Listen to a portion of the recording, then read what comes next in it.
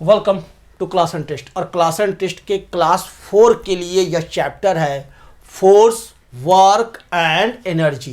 तो स्टार्ट करते हैं यह chapter force, work and energy. और फोर्स, वर्क एनर्जी को समझने के पहले हम लोग ज़रा समझते हैं पुल और पुश को कि what is pull and what is push. Push क्या होता है? PUSH, push. पुश मीन्स होता है धक्का देना। आप लोग बोलते हो ना कि मेरा दोस्त मुझे धक्का दे दिया, वो मेरे को धक्का दे दिया, सर वो उसने मुझे धक्का दिया। तो धक्का देने को इंग्लिश में कहते हैं पुश करना, धक्का देना। गाड़ी को पुश करो, है ना, डोर को पुश करो। तो पुश करते हैं हम लोग अलग अलग चीज़ को। अब पुल मीन्स होता है खींचना। जैसे देखो यहाँ पर पुश हो रहा है ना, पुश कर रहा है और झूला झूला रहा है, पुश कर रहे हैं, झूला झूल रहा है। दरवाज़ा ठेल दिए, खुल गया, तो पुश करना। और पुल मीन्स होता है खींचना, अपनी तरफ खींचना, पकड़ के रस्सी खींचे अपनी तरफ। जा रहा है उधर मार्केट, तब पकड़ के खींच रहे ना, नहीं जाओ नहीं जाओ नहीं जाओ। तो पुल मीन्स होता है खींचना, PULL, पुल। पुल मीन्स क्या होता है? खींचना। Okay. In our day to day life, हमारे डेली के लाइफ में इसे कहते हैं in our day to day life we do many activities. हम लोग बहुत सारी एक्टिविटी करते हैं। All these activities involve use of force. और जितना भी एक्टिविटी करते हैं उसमें फोर्स का उपयोग होता है। फोर्स लगाते हैं, है ना। फोर्स लगाना माने बल लगाना, फोर्स लगाओ। धक्का देना, फोर्स लगाना। पुल खींचना, फोर्स लगाना। सब जगह फोर्स का यूज होता है। दैट इज पुशिंग और पुलिंग थिंग्स। हम लोग कोई भी थिंग्स को पुश करें या पुल करें तो वहाँ क्या होगा? फोर्स लगेगा, बल लगेगा। अब पुश और pull can make things move. Push और पुल से क्या होता है? कोई भी सामान मूव करता है। आप जब भी किसी को पुश करोगे या पुल करोगे और उससे मूव कर जाए कोई सामान, है ना, तो उसको कहते हैं कि वहाँ पर फोर्स लगाया गया। और पुश और पुल से किसी भी चीज को रोक भी सकते हैं। अब पुश और pull, normal pull can stop them too. Push और पुल से आप किसी भी चीज को मोशन में डाल सकते हो तो उसे रोक भी सकते हो, है ना। पुश करके रोक दिए, पुल करके रोक दिए, है ना। Clear? To stop a moving ball we have to apply the force of our arm. गेंद मारा, पकड़ लिए, कैच, है ना। तो स्पीड से आ रहा था गेंद, तो उसे क्या किए? रोक लिए। कैसे रोक लिए? धक्का दिए, रुक गया। अब यहाँ आया और रुक गया गेंद। यहाँ से मुक्का मारे, यह रुक गया। तो इसे कहते हैं रोकना। पुश और पुल को रोका भी जाता है। Force, force is a push और pull that brings a change in the position of the objects. Force क्या है?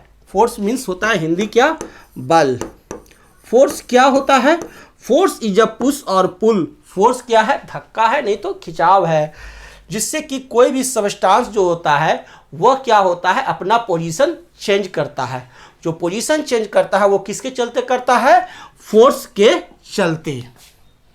जैसे आप बॉल को किक मारे फुटबॉल को, तो फुटबॉल का क्या हो गया? पोजीशन चेंज हो गया, है ना। तो यहां पर हम कहें कि यहां पर फोर्स अप्लाइड हुआ, फोर्स अप्लाइड हुआ। क्लियर? तो to move an object, object को मूव करने के लिए फोर्स की जरूरत है। To stop an object, object को रोकने के लिए भी फोर्स की जरूरत है। कैच पकड़े तो फोर्स लगेगा ना, जोर से मारेगा तो दर्द करेगा। To do different kinds of activities we apply force in different veg.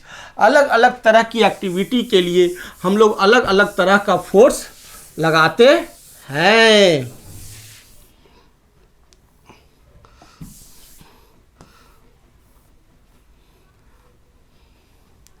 अब इसी पर आप देखिए टाइप्स ऑफ फोर्सेज। फोर्सेज के कुछ टाइप्स आप समझ लीजिए। पहला मस्क्यूलर फोर्स। मस्क्यूलर फोर्स मतलब हमारे मसल्स के द्वारा लगाया गया फोर्स, हमारे बॉडी के द्वारा लगाया गया फोर्स, हाथ के द्वारा लगाया गया फोर्स, पैर से लगाया गया फोर्स, लेग से फोर्स लगाया गया। तो वो सब फोर्स क्या होते हैं? Muscular force. The force applied by our muscles is called muscular force. वह फोर्स जो कि हमारे मसल से लग रहा है, हमने हमारे मसल से अप्लाइड हो रहा है, तो उस फोर्स को कहते हैं क्या? Muscular force, the force applied by our muscles, हमारे मसल्स अगर इन्वॉल्व है तो वहां पर जो फोर्स लगेगा वो कहलाएगा मस्कुलर फोर्स। सेकंड देखिए तो है आपका mechanical force. Mechanical force act directly on an object, for example a person pushing a door और a boy pulling a trolley. Mechanical force क्या होता है कि कोई मशीन लगा रहा है फोर्स, ठीक है। अ पर्सन पुशिंग अ डोर, हम लोग कोई डोर पुश कर रहे हैं तो वहां भी क्या हो रहा है, मस्कुलर तो है लेकिन वह मैकेनिकल फोर्स है। A boy pulling a trolley, कोई लड़का ट्रॉली खींच रहा है, टॉय खींच रहा है, मस्कुलर फोर्स तो लग रहा है मसल से, और उसी फोर्स को हम लोग कहते हैं मैकेनिकल फोर्स भी। थर्ड है हमारा फोर्स ऑफ फ्रिक्शन। तो अब हम लोग देखते हैं क्या, force of friction opposes the action और स्टॉप्स अ मूविंग बॉडी। अब फ्रिक्शन क्या होता है, घर्षण होता है। फ्रिक्शन क्या चीज को कहते हैं, घर्षण, फोर्स ऑफ फ्रिक्शन। अगर फ्रिक्शन नहीं रहेगा तो आप जमीन पर पिछल जाओगे। कहते नहीं कि चपीन सतह जो है बहुत, फ्लोर जो है बहुत चिकना है, चलने में दिक्कत हो रहा है, यानी वहां पर फ्रिक्शन कम है। तो फ्रिक्शन भी जरूरी है। फ्रिक्शन क्या करता है, हमें ठीक से चलाता है। तो force of friction opposes the action और स्टॉप्स अ मूविंग बॉडी।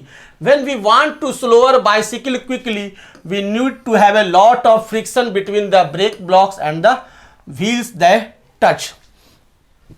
जब भी हमें कोई साइकिल से चल रहे हैं और इस साइकिल को रोकना है तो क्या करते हैं, ब्रेक लगाते हैं।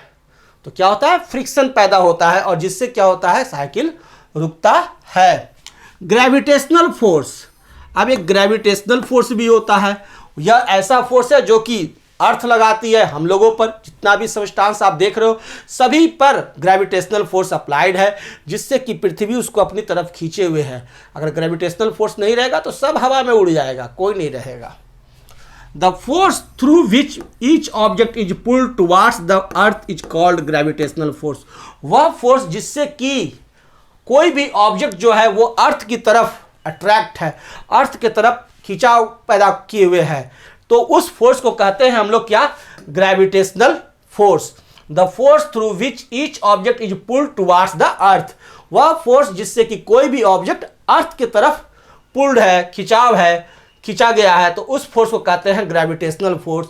यानी अर्थ के द्वारा लगाया गया फोर्स जिससे कि सभी लोग धरती पर मौजूद है, उस फोर्स को कहते हैं gravitational force. That is if you kick a ball up in the air it comes down on the earth due to the force of gravity. यदि आप कोई बॉल ऊपर की तरफ फेंक दो तो फिर लौट के नीचे चला आता है, क्यों, क्योंकि उसको धरती जो है, अर्थ जो है अपनी तरफ खींच रही है, इसीलिए वो बहुत ऊपर नहीं जाता है और वह उसे ग्रेविटेशनल फोर्स जो है अपनी तरफ खींचती है और खींच करके ले आती है।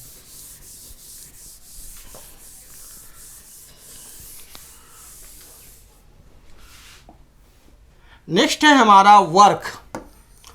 अब देखते हैं, फोर्स तो समझ गए हो, पुल भी समझ गए सभी लोग।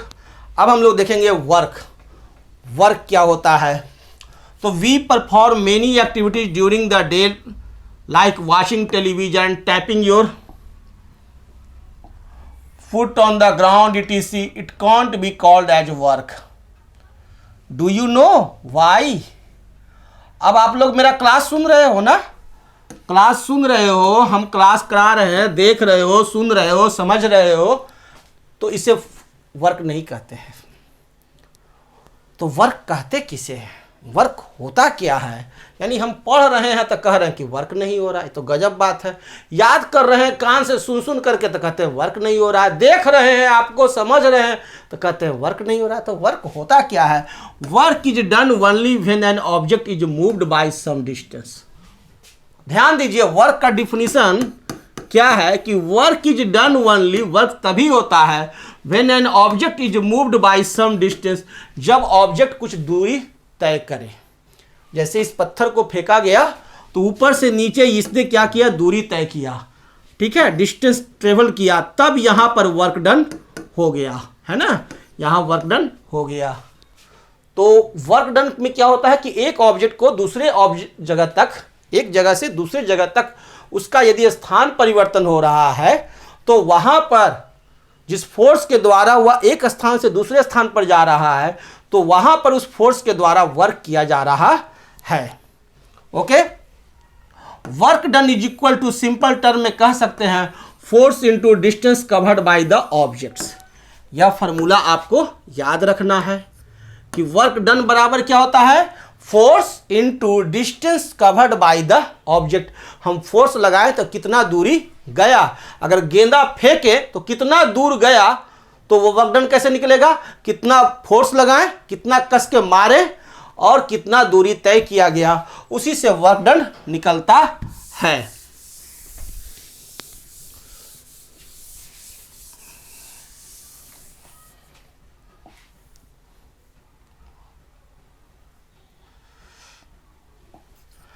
Like in old times, we still do some work using human or animal muscles, but the work done in this way takes a long time and needs more force. So man has invented some devices to do work quickly, and thus the speed of work has increased with the minimum use of muscles power. The devices invented to make our work faster with less effort are called simple machines. अब simple machines क्या होता है, कोई भी काम जब हम करते हैं तो हाथों से करते हैं तो उसमें टाइम लगता है ना, बहुत मेहनत लगा, शक्ति लगा, फोर्स लगा, तो समय लगता है। तो घर में मम्मी को जब मिक्सी रहता है ना, मिक्सी में तुरंत जा कर के कोई भी चीज़ पीस देती है। तो मिक्सी एक ऐसा मशीन है, सिंपल मशीन, जिससे कि हमारा धनिया का चटनी तुरंत बन जाता है, नहीं तो लोढ़ी सिलोटी पर पीस रही है, पूरा वर्क हो रहा है, बहुत फोर्स लग रहा है। तो देखिए सिंपल मशीन्स का यूज समझ गए, सिंपल मशीन्स से कोई भी काम जल्दी से होता है। There are various simple machines like lever, pulley, axle, wheel, screw, hammer, pliers, key, scissors, E T C. आप अपने चारों तरफ बहुत सा छोटा छोटा मशीन देखे हैं, जैसे लीवर, व्हील, चक्का, यह भी मशीन ही है, सिंपल मशीन है। एक्सल, पुली, स्क्रू, वेज, कुल्हाड़ी, इंक्लाइंड प्लेन, ये सब का सब क्या है, एक तरह का मशीन ही है, एक मशीन की तरह ही कार्य करता है, जिससे काम करना आसान होता है, कम फोर्स में ज़्यादा वर्क हो जाता है। ओके,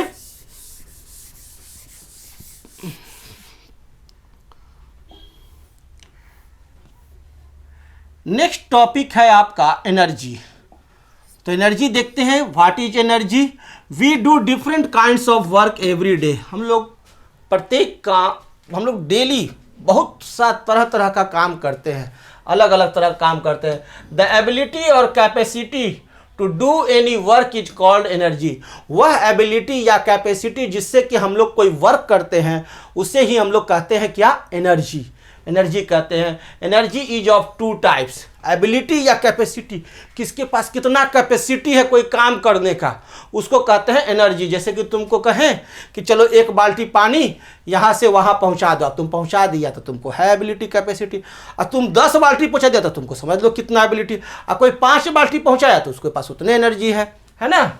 तो द एबिलिटी और capacity to do any work is called energy. और energy is of two types, energy 2 प्रकार के होते हैं, kinetic energy and potential energy. Energy कितने प्रकार के होते हैं, 2 प्रकार के। एक होता है कौन सा, काइनेटिक एनर्जी, और दूसरा पोटेंशियल एनर्जी। काइनेटिक एनर्जी का स्पेलिंग KINETIC, और पोटेंशियल का POTENTIAL, पोटेंशियल एनर्जी। तो 2 प्रकार के एनर्जी हैं, काइनेटिक और potential. The energy of an object due to its motion is called kinetic energy. Motion के चलते, गति के चलते यदि कोई ऑब्जेक्ट में कोई एनर्जी है तो उसको कहते हैं क्या, काइनेटिक एनर्जी। नीचे से ऊपर जा रहा है ना, तो ताकत लगा ऊपर गया, तो मोशन से गया ऊपर, तो वहाँ जो गया तो वो उसके पास क्या हो गया, यहाँ पर पहुँचा, तो ये यहाँ से जाने में इसको पास बहुत काइनेटिक एनर्जी लगाया, ठीक है, और ये यहाँ पर चला आया, तो ये काइनेटिक एनर्जी इसका यहाँ से यहाँ पर पहुँचते पहुँचते पोटेंशियल एनर्जी में कन्वर्ट हो जाता है। अब ये चीज़ आपको अभी समझ में नहीं आएगा, आगे के क्लास में समझ में आएगा, थोड़ा बहुत देख लो। The energy of an object due to its position is called potential energy. और आप जमीन से कितना ऊंचाई पर हो उस हिसाब से आपके पास पोटेंशियल एनर्जी, जैसे आप ऊपर जाओ, चल जाओ, 3 तल्ले छत पर चले जाओ तो तुम्हारे पास पोटेंशियल एनर्जी बहुत है। अगर तुम नीचे चल गिर जाओगे तो बहुत चोट लगेगा, 2 तल्ला पर कम है, 1 तल्ला पर और कम है, और नीचे जाओ तो और कम है। जैसे जैसे नीचे गए पोटेंशियल एनर्जी तुम्हारा घटता गया, काइनेटिक एनर्जी बढ़ता गया। तो नीचे से ऊपर छत पर जाना है तो सीढ़ी से जा रहे हो तो बहुत ताकत लग रहा है, तो एनर्जी लेके जा रहे हो काइनेटिक एनर्जी, और ऊपर से नीचे आ रहे हो तो पोटेंशियल एनर्जी नीचे की तरफ काइनेटिक एनर्जी में कन्वर्ट हो रहा है। ये चीज़ समझ में आएगा बाद में, अभी सिर्फ इतना समझ लो कि the energy of an object due to its motion, motion के चलते यदि किसी भी बॉडी में एनर्जी है तो उसको कहते हैं पोटेंशियल एनर्जी। और the energy of object due to its position, और पोजीशन के चलते किसी में कोई एनर्जी है तो उसको कहते हैं हम लोग पोटेंशियल एनर्जी। 2 प्रकार का एनर्जी होता है, काइनेटिक एनर्जी और पोटेंशियल एनर्जी। अब देखिए आप काइंड्स या फॉर्म्स ऑफ एनर्जी, एनर्जी के फॉर्म्स को देखिए या काइंड्स को देखिए। Wind, electrical energy, heat, light, solar, sound, water, magnetic, chemical, nuclear, atomic energy are some different forms of energy. ये एनर्जी के फॉर्म्स है। एनर्जी का फॉर्म्स जो है वह बहुत तरह का है। विंड, हवा, यह भी एनर्जी है, ठीक है ना। किसी भी चीज़ को उड़ा के लेकर चला जाता है, कैसे ले जाएगा, विंड के पास एनर्जी है तब। इलेक्ट्रिकल एनर्जी, जिससे कि आपका पंखा चलता है, बल्ब जलता है, टीवी चलता है, ये क्लास चलता है, सब इलेक्ट्रिकल एनर्जी के देन है ना। तब ना आप मोबाइल पर क्लास देख रहे हो, टीवी पर क्लास देख रहे हो, लैपटॉप पर क्लास देख रहे हो। हीट से भी एनर्जी मिलता है, खाना बनता है। लाइट भी एनर्जी है, सोलर भी एनर्जी है, साउंड भी एनर्जी है, आवाज़ जो निकल रहा है इसमें भी एनर्जी है। वाटर में भी एनर्जी है, मैग्नेटिक एनर्जी है, चुंबक किसी चीज़ को खींच लेता है। Chemical energy, nuclear energy, atomic energy, इस तरह से बहुत सारे एनर्जी के फॉर्म्स होते हैं। Okay, sources of energy, energy के सोर्सेज, एनर्जी आता कहाँ से है, एनर्जी का सोर्सेज कौन कौन सा है, यह भी हम लोग देख लेते हैं। Energy can B obtained from different sources, अलग अलग सोर्सेज से एनर्जी हम लोग ऑब्टेंड कर सकते हैं। There are various sources of energy, बहुत सारे एनर्जी के सोर्सेज हैं। The main source of energy on the earth is the sun, सबसे सोर्स ऑफ एनर्जी का जो सबका बाप है वो कौन है, तो सन, सूर्य भगवान, इसलिए तो सूर्य भगवान की पूजा करते हैं। सबसे ज़्यादा एनर्जी कहीं से मिलता है तो वो है सन से, है ना। The energy we get from the sun is called solar energy, और सन से जो एनर्जी मिलता है उसे हम लोग कहते हैं क्या, solar energy, SOLAR, solar energy. The sun's energy circulates in all living beings, और जितने भी लिविंग बींग्स हैं, जितने भी जीवित चीज हैं, ठीक है ना, उन सभी में सोलर एनर्जी मौजूद है। सभी में सोलर एनर्जी आते हैं, सोलर एनर्जी रहते हैं। धूप में बैठो तो शरीर गर्म हो जाएगा, ठंडा के दिन में कहते नहीं, शरीर गर्म हो गया, बड़ा अच्छा लग रहा है। This energy can be use to generate electricity, और सोलर एनर्जी की मदद से हम लोग इलेक्ट्रिसिटी भी जनरेट करते हैं। As we know that matter is made of different molecules, हम लोग जानते हैं कि जितना भी सबस्टांस है वो अलग अलग मॉलिक्यूल से बना हुआ है। और molecules are made of even smaller particles called atoms, और मॉलिक्यूल्स जो है वो और छोटे छोटे पार्टिकल्स एटम से बने हुए होते हैं।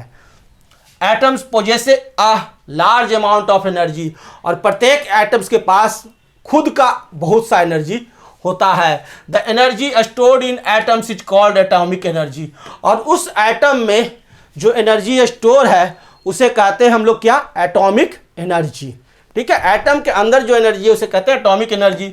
This energy is released when atoms are joined और स्प्लिट, जब इस एटम को तोड़िएगा या जोड़िएगा तो एनर्जी रिलीज होगा या एब्जॉर्ब होगा। Atomic energy can be use to generate electricity, और एटॉमिक एनर्जी का उपयोग किया जाता है इलेक्ट्रिसिटी जनरेट करने में। एटॉमिक एनर्जी का यूज किया जाता है इलेक्ट्रिसिटी जनरेट करने में। अब कैसे होता है आगे के क्लास में, ठीक है, जान जाओगे। अभी तो इतना ही समझ लो, बहुत है।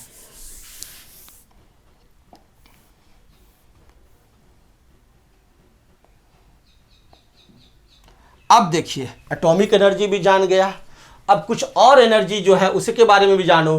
The energy from the heat inside the earth crust is called geothermal energy, और धरती से भी एनर्जी निकलता है। ये जो तुम्हारा अर्थ है, इस अर्थ से भी एनर्जी निकलते रहता है, और इस अर्थ से जो एनर्जी निकलता है, हीट एनर्जी निकलता है, उसे कहते हैं जियोथर्मल एनर्जी। क्या कहते हैं, जियोथर्मल एनर्जी।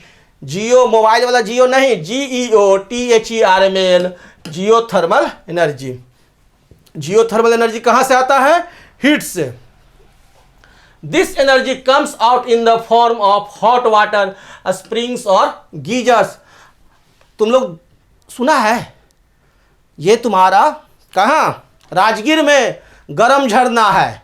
तो गरम झरना जो निकलता है, हॉट वाटर निकलता है वहां, तो कैसे निकलता है? ड्यू टू अर्थ के हीट से, है ना। अर्थ में हीट रहता है और वहां अंदर से अंदर आ रहा है, अर्थ से पहाड़ से आ रहा है, तो वो गर्म पानी निकल रहा है। This energy is use to generate electricity. और बड़े बड़े झरने से पानी गिरते हैं, है ना। तो वो जो पानी गिरते हैं तो उस पानी को क्या किया जाता है कि वहां से भी एनर्जी, इलेक्ट्रिसिटी पैदा किया जाता है। Wind is another source of energy.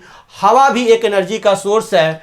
Wind is caused due to the movement of air. Wind कैसे पैदा होता है? एयर के मूवमेंट के चलते। Any moving body possesses some energy. कोई भी मूविंग बॉडी है, कोई भी चल रहा है, जैसे हम चल रहे हैं तो कुछ एनर्जी पोजेस कर रहे हैं, ठीक है। मुंह बोल रहा है, चल रहा है, तो एनर्जी पोजेस हो रहा है। It is called kinetic energy, और इसे ही कहते हैं kinetic energy. Due to motion, motion के चलते जो एनर्जी पैदा होता है, एनर्जी होता है वहाँ जो खप रहा है, तो वो क्या है? Kinetic energy. The kinetic energy of wind is use to turn wind mills that helps to produce electricity. अब हवा चल रही है ना, विंड ब्लो कर रहा है, ब्लोइंग विंड। और विंड ब्लोइंग से क्या होता है? यह पंचक्की चलने लगता है, और ये पंचक्की जब चलने लगेगा तो इलेक्ट्रिसिटी भी जनरेट होता है। वहाँ मोटर लगा रहता है और मोटर से इलेक्ट्रिसिटी पैदा होता है। Clear? Boat sail with the help of wind energy. और नाव देखो होगे कि नदी में, गंगा नदी के किनारे गए होगे तो देखोगे कि नदी में जा रहा है नाव, और एक बहुत ही ऊपर, नाव के ऊपर देखो कि इस तरह का एक पताका रहता है लगा हुआ। ये पताका से एनर्जी आपका विंड चल रहा, ये नाव चल रहा है बिना कोई मोटर के या बिना पतवार के, हवा की मदद से नाव जाता जा रहा है। छत के ऊपर चले जाओ और कागज को ऐसे करके छोड़ दो तो उड़ जाएगा, तो विंड एनर्जी के चलते। पतंग उड़ाए हो, पतंग उड़ता है कैसे? तो विंड एनर्जी के चलते। तो ये तो विंड एनर्जी का काम है ना। हम लोग जाते हैं छत पर और जाकर पतंग उड़ाए हैं, काइट उड़ाए हो ना, तो काइट जो उड़ता है, पतंग जो उड़ता है, फ्लाई करता है काइट, तो वो कैसे करता है? वहाँ कोई मोटर लगा है, बिजली लगा है, बैटरी लगा है? नहीं ना, विंड के द्वारा, हवा के द्वारा। कहते हो ना, ओ ईस्ट से हवा आ रहा है, चलो उड़ेगा पंखा, उड़ेगा पतंग, है ना, चलो छत पर पतंग उड़ाने चलो। हवा चल रहा है, पतंग उड़ाने चलो। तो विंड के पास भी एनर्जी होता है। Moving water possesses a lot of energy. Moving water के पास भी एनर्जी होता है। Dams are constructed to utilise this energy. The energy of moving water is use to generate electricity called hydro electricity. Dam बना हुआ है नदियों के किनारे, और वहाँ पानी को रोक करके ऊंचा से नीचे की तरफ पानी गिराया जाता है, और नीचे में क्या होता है? मोटर लगा रहता है बहुत सा, ठीक है, और वहां से इलेक्ट्रिसिटी पैदा होता है, और उस इलेक्ट्रिसिटी को कहते हैं हाइड्रो इलेक्ट्रिसिटी। क्यों? क्योंकि हाइड्रो वाटर से बन रहा है इलेक्ट्रिसिटी, इसलिए इसको कहते हैं hydro electricity.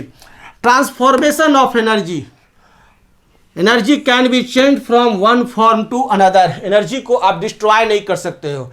Energy can never created never destroyed. Energy को न तो बनाया जा सकता है और न ही एनर्जी का विनाश किया जा सकता है। सिर्फ एक फॉर्म से दूसरे फॉर्म में ट्रांसफॉर्म किया जा सकता है। हीट से लाइट में, लाइट से साउंड में, साउंड से हीट में, हीट से लाइट में, लाइट से मैकेनिकल में, एक फॉर्म से दूसरे फॉर्म में ट्रांसफॉर्म कर जाएगा, चेंज कर जाएगा, एक रूप से दूसरे रूप में बदल जाएगा, लेकिन डिस्ट्रॉय नहीं होगा, कंस्ट्रक्ट नहीं कर सकते हो उसे। एक फॉर्म से दूसरे फॉर्म में सिर्फ चेंज कर सकते हो।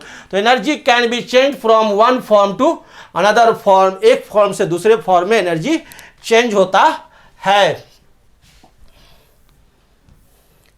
अब आप जैसे देख लो, आपके घर में बल्ब लगा हुआ है ना, तो bulb converts electrical energy into light energy. Bulb क्या करता है? इलेक्ट्रिकल एनर्जी को लाइट एनर्जी में कन्वर्ट करता है। छोटा छोटा एग्जांपल देख लो।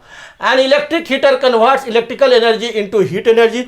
और इलेक्ट्रिक हीटर जो है वो क्या करता है? हीट एनर्जी, इलेक्ट्रिक एनर्जी को हीट एनर्जी में कन्वर्ट करता है। Radio converts electrical energy into a sound energy. और रेडियो है, टीवी है, ये क्या करता है?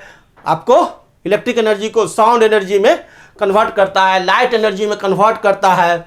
स्टोरेज ऑफ एनर्जी, अब एनर्जी का storage, energy can be stored in various ways to be used later, और एनर्जी को हम लोग बहुत तरीके से, अलग अलग तरीके से यूज करते हैं, स्टोर करते हैं। काहे कि समय पड़ने पर उसका उपयोग किया जा सके। जैसे घर में बैटरी रखा हुआ, लाइन कट गया तो बैटरी का यूज होने लगा, तो एनर्जी को वहाँ, इलेक्ट्रिकल एनर्जी को बैटरी में क्या किए हुए हैं, स्टोर करके रखे हुए हैं कि जब बिजली कट जाएगी, पावर सप्लाई कट रहेगा, नहीं रहेगा, तो वहाँ पर हम लोग यूज करेंगे। अब battery stores energy, battery energy stores करता है। वुड टू स्टोर्स एनर्जी, लकड़ी में भी एनर्जी है, तब ना उसको जलाते हैं तो उससे आग जलता है और खाना बनता है। Which is given out as light and heat on being burned, fuels like petrol and liquefied petroleum gas, LPG.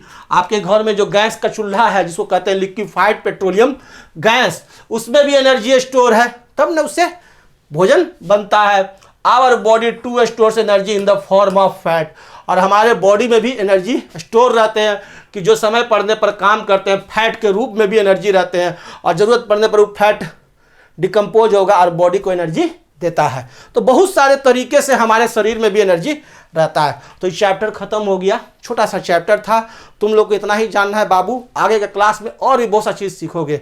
ठीक है, ओके, गुड बाय। तो फिर हम लोग नेक्स्ट चैप्टर मिलेंगे। Thank you.